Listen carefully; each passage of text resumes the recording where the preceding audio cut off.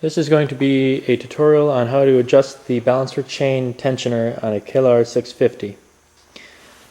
What you're going to need to do first is come down here, and there's a little rubber stopper right there that you need to pull off, and underneath that is an 8mm bolt. In order to get that off, it might prove easier if you remove the skid plate, which is covered in a separate video. I need a flathead screwdriver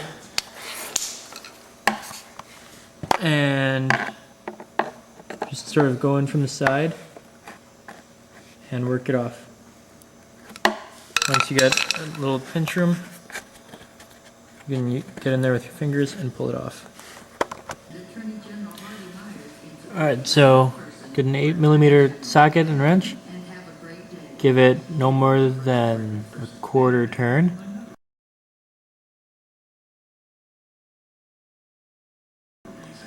So that the balancer adjuster can readjust.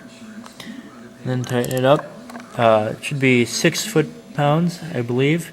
And I don't have a torque wrench that can go that low. So just snug should be good enough.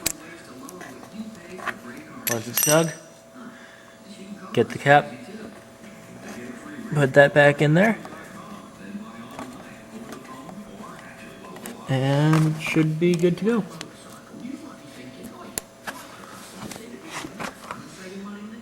And that's it. That's how to adjust the balancer chain tensioner on a Kawasaki KLR650. Hope this video was helpful. Hope you enjoyed it. Please rate the video and leave comments. Good luck.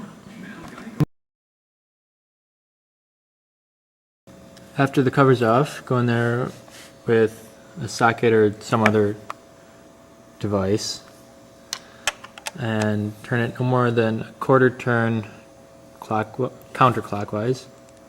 Loosen it. Shit, that's really on there.